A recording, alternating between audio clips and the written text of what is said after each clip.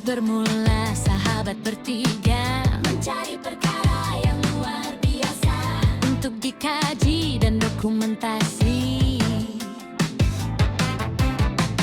Sahabat sejati mengenal pasti tiada realiti dan juga fantasi, merekam semua bukti misteri.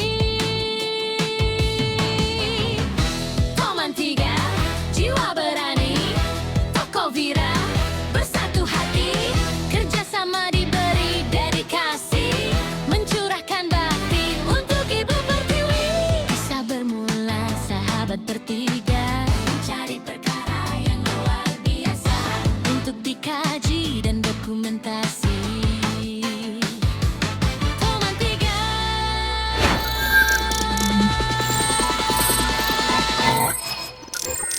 Oh, patutlah banyak ikan moha dengan Kevin dapat. Tak adalah macam ni.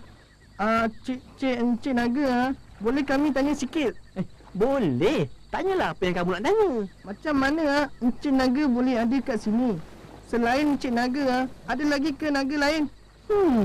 Bagus juga pertanyaan tu. Sebenarnya, saya sendiri pun tak tahu.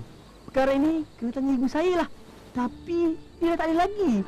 Bagi soalan kedua pula, saya rasa saya seorang je kat sini. Sebab saya tak pernah jumpa lagi spesies cam saya lagi kat sini.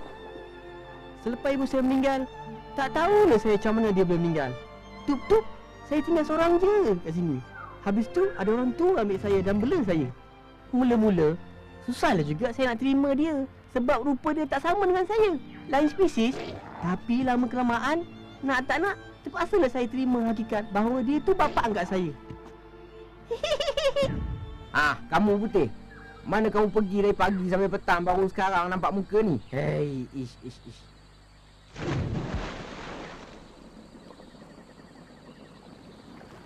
Oleh kerana orang tua-tua asyik bercakap tak henti-henti, akhirnya saya pun faham bahasa dia.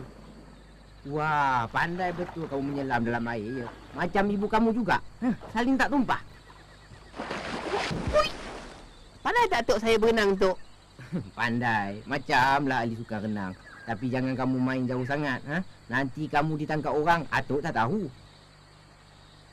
Lah, bukanlah maksud Atuk suruh kau keliling sampan aja. Kalau kau nak main jauh-jauh sikit pun tak apalah. Sudahlah tu, berhenti. Pening kepala Atuk pula dibuatnya. Nah, ambil ni. Makanan tengah hari kamu. Wah. Nyap. Walaupun hidupnya kesorongan tanpa keluarga, tapi kehadiran saya membuatkan dia gembira. Apa buat kat pintu tu aja, masuklah. Ini dia makanan kamu. Wow, terima kasih Tok. Sama-sama. Hubungan kami jadi rapat. Dan dialah yang membantu serta mengajar saya supaya dapat berkata-kata seperti sekarang ni.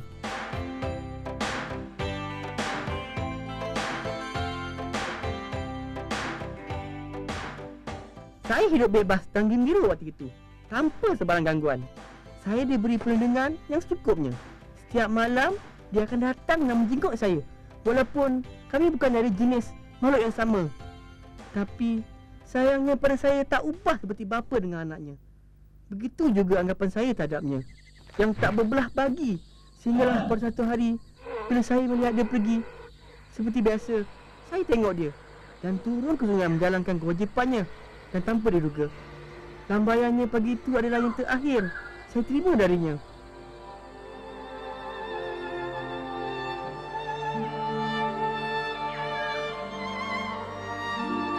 Dia tak pulang, tapi saya tetap menunggunya.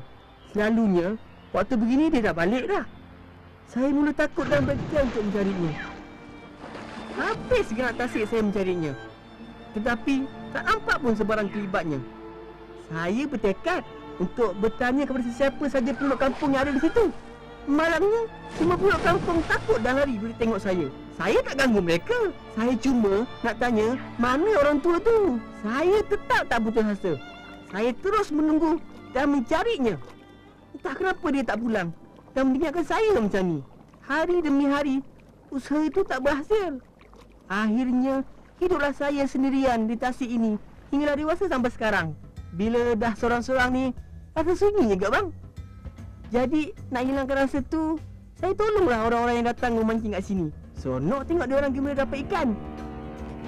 Ha, itu bunyi macam orang mancing itu. Saya mesti tolong mereka dapatkan ikan. Ya, saya mesti tolong mereka.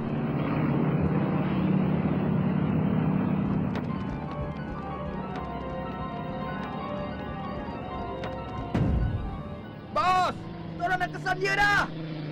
Apa tunggu lagi? Pergilah tangkap dia. Kita orang nak pergilah ni. Kau tak boleh macam ni. Kau mesti lawan. Yalah, kau tu besar, kuat. Senang-senang je kau nak kalahkan dia orang tu. Betul tu. Kalau kau tak melawan sekarang, sampai bila-bila lah dia orang akan cari kau. Lagi teruk kalau kau kena tangkap. Dah tak boleh nak tolong orang angkat ikan lagi. Bos, kami dah semakin dekat dengan dia. Jangan sampai terlepas. Ya, betul lah. Saya mesti berani menentang mereka. Takkan selama-lamanya saya nak biarkan mereka buat segala hati terhadap saya. Ya! Sampai ni! Hai, macam mana korang? Okey tak? Okey bos, kacang tak ada masalahnya.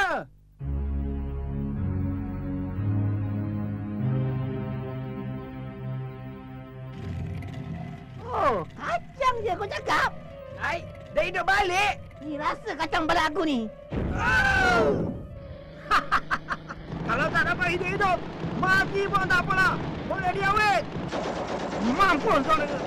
Yes, tak guna punya orang. Kadang-kadang kita kena ajar sikit supaya dia tak kurang ajar. Nah, ambil kau.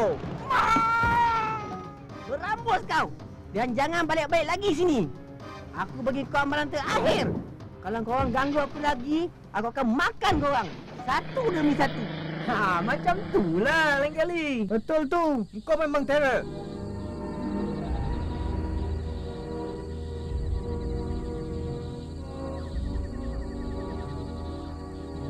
Aduh, letihnya. Amak, pinggang aku banyak lenguh lah. Sekurang-kurangnya semua dah selamat. Kau nak buat apa sekarang? Tak tahulah pula saya. Takkan kau terus nak tinggal kat sini? Habis tu, saya nak pergi mana lagi? Takkan nak ikut korang pula? Bagus juga saya ikut korang sekali. Saya pun nak tengok juga dunia luar. Dunia luar? Lebih baik kau duduk dan diam kat sini. Lagi bagus. Aman, tenteram. Tu pun kalau diorang tak datang lah. Dewan takkan berani punya lah. Aku rasa betul cakap Mohan tu. Kau tak sesuai ikut kami ke bandar. Nanti kalau orang ramai tahu pasal kau, habis kau nanti.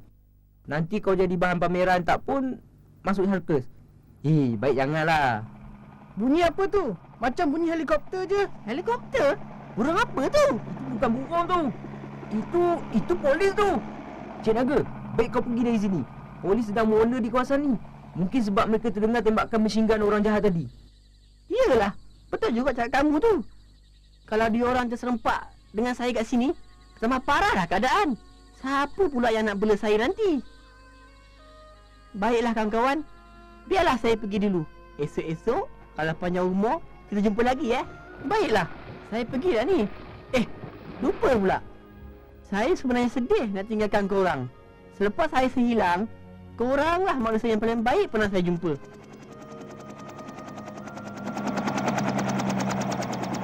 Selamat jalan. Nanti senang-senang kita jumpa lagi. Engkau jangan risaulah. Kita pasti jumpa lagi punya. Datanglah lagi kat sini. Jangan kata satu perahu. Satu tasik punya ikan pun saya sanggup carikan untuk korang. Kesian dia ya. Aku tak boleh bayangkan macam mana kehidupan dia. Dah ditakdirkan macam tu. Sekurang-kurangnya dialah kawan kita.